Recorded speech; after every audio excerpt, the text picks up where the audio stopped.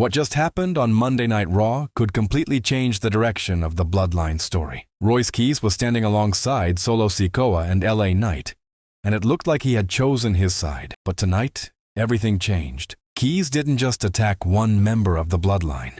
He destroyed everyone in his path, and he did it alongside a brand new faction from NXT. So what does this actually mean? Is Royce Keys officially finished with Solo Sikoa and LA Knight? Is his relationship with the Bloodline completely over? And more importantly, what happens when Roman Reigns comes face to face with this new faction? Welcome back to the Ringside Observer. I'm Kai. And today, we're breaking down the shocking turn involving Royce Keys, Solo Sikoa, LA Knight, and the Usos.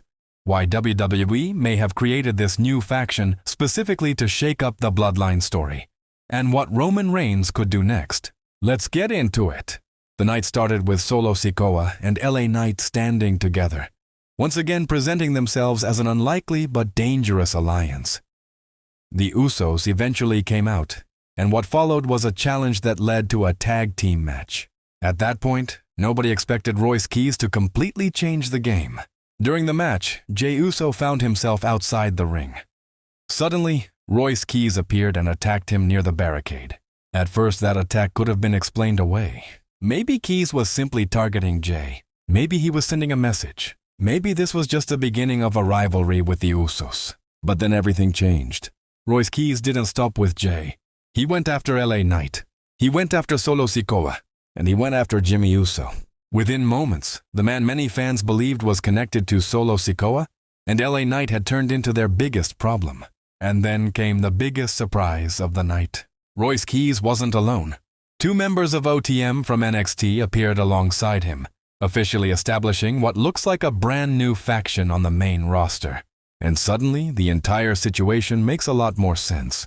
This wasn't simply Royce Keys betraying Solo Sikoa. This was WWE establishing a new group. OTM needed a major arrival on the main roster. And what better way to introduce them than by attacking some of the biggest names involved in the current Bloodline story? The message was simple. They don't care about the Bloodline. They don't care about Roman Reigns. They don't care about Solo Sikoa. And they certainly don't care about LA Knight. They are here to make their own name. That is why I don't think Royce Keys is secretly going back to Solo Sikoa. In fact, I think WWE has deliberately separated him from that entire storyline. For a while, it looked like Keys could become an important piece of Solo's faction. There were connections, there were alliances, there were plenty of reasons to believe that this could eventually lead toward a major Bloodline-related confrontation.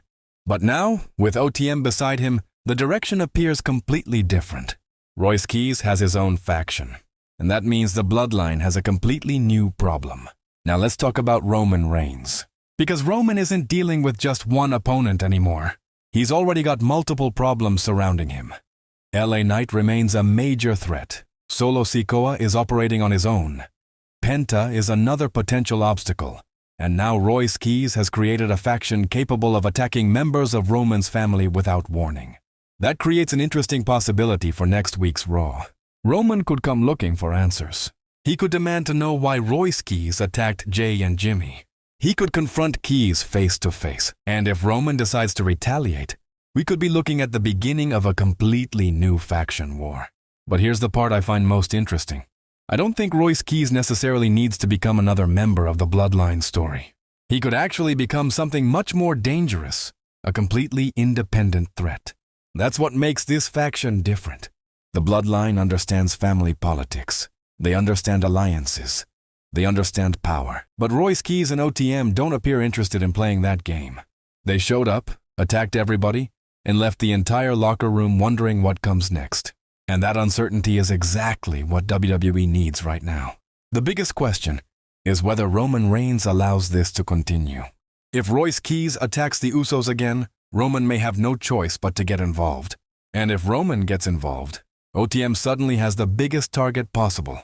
Imagine Roman Reigns, Jey Uso, and Jey Uso on one side, with Royce Keys and OTM on the other.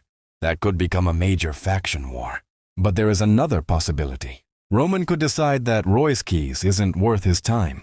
He could focus on Solo Sikoa and LA Knight while allowing Keys to build his own empire. And honestly, that might be the smarter long-term direction. Because not every storyline needs to connect back to Roman Reigns. Sometimes a new faction needs to establish itself independently. And that's exactly what Royce Keys and OTM appear to be doing. So right now, my prediction is simple. Royce Keys is finished with Solo Sikoa and LA Knight. His relationship with that group is over, and WWE is positioning him as the leader of something new. The Bloodline isn't getting another member. They're getting another enemy. And if Roman Reigns decides to answer that attack next week, we could be watching the first chapter of a completely new war. Now I want to hear from you. Do you think Royce Keys is officially finished with Solo Sikoa and LA Knight? Should Roman Reigns confront Royce Keys next week? And most importantly, do you think Royce Keys and OTM can become one of WWE's next major factions? Drop your thoughts in the comments below.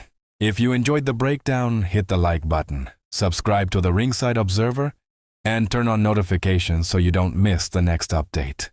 Until next time, this is Kai for the Ringside Observer.